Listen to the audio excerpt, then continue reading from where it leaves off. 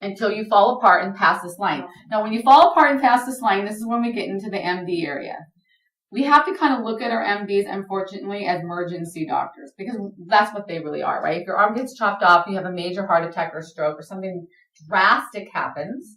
In our country, right, our doctors are the number one in the world with technology in this category.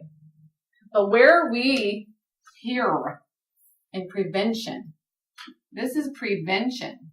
Now, they always say they prevent with the mammograms and all that, right? Is that really prevention?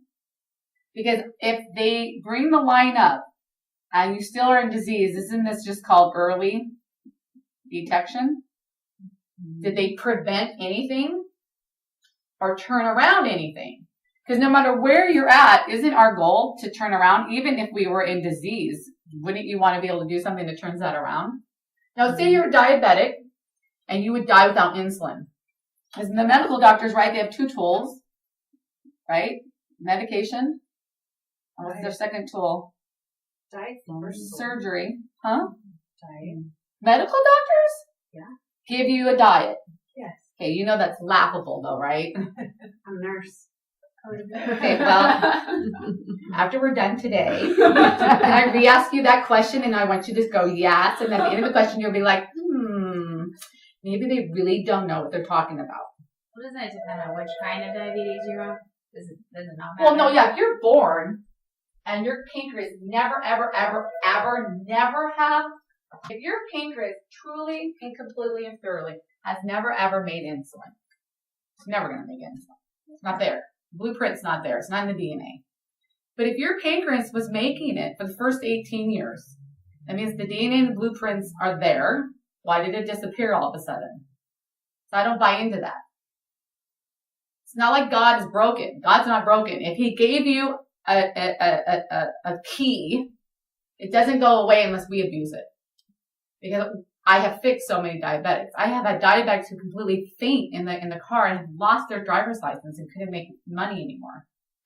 And they were really wanting to and motivated and doing what they needed to do to fix themselves. And they did that. And their pancreas, from here needing insulin, came completely out and started producing insulin. Do it all the time. So I'm not putting them down. Because if we do not have emergency people, trust me, if my kid falls down and breaks their head, I'm very grateful that we have these people. Okay? My problem is once they do their job, when do you ever get off medication? When does that insulin person ever, by a medical doctor, get off high blood pressure or any of those things? Because it is making the body survive. But did it heal the body? Did it make the organ go back to doing what it once did? See, that's a totally different phenomenon. It's like asthma for children. It is really important that we have the steroid. It's a narcotic. I don't want a child being on it for the rest of their life. But at a moment when they're not breathing, do I want to have a spray? Absolutely. That would be stupid, right?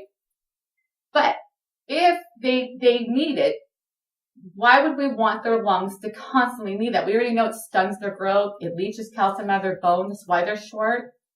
They can't have a full life. They're not able to do the full exercise. They might have allergies to grass and a whole bunch of different things, right? Compromise their health. Wouldn't it be really great to actually fix why the child has asthma and get the lungs completely functioning with no medication? So we don't want to put them down. So don't get me wrong, but I think it's limited. And you got to remember, I am one of those babies. I am one of those little girls. Read my bio. I was a little girl that medical doctors failed. They didn't help me. I had so much penicillin that it was just like water to me. And so I, as a little girl, was like, why am I not being helped? Why am I never going to have my ears fixed?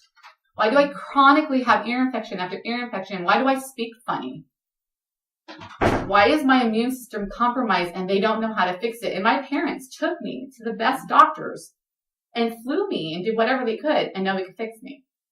So tonight, it's about, this is good, but when it comes to the world, about prevention and turning somebody completely around, do you guys know where we are? We're 35 countries behind. I would rather be in the other country. Because if I never had to be here, why do I need them to be so good? Now, there are car accidents. So I would never have to be in a car accident over there. Right? It's a car accidents here. All right. But if I was over there, I wouldn't have to worry about this, right? That's my idea. That's my goal. It's a totally different mindset. So when I was in school,